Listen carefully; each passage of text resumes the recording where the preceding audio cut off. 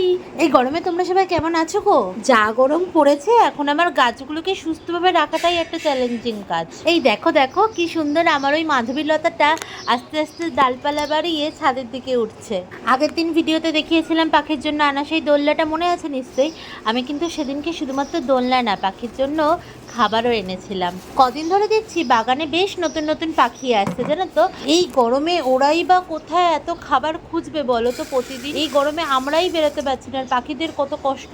এই ভিডিওর মধ্যে দিয়ে আমি তোমাদের কাছে একটা ছোট্ট রিকোয়েস্ট করতে চাই।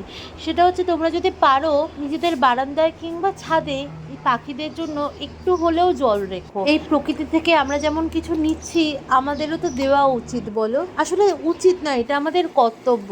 আশা করি এই কর্তব্যটা আমরা প্রত্যেকে পালন করব। যারা বলো বাগান করা তো খুব ইজি, কয়েকটা গাছ তাতে জল দিলেই হয়ে যায়, তাদের জন্য বলি বন্ধু, অত ইজি নয়।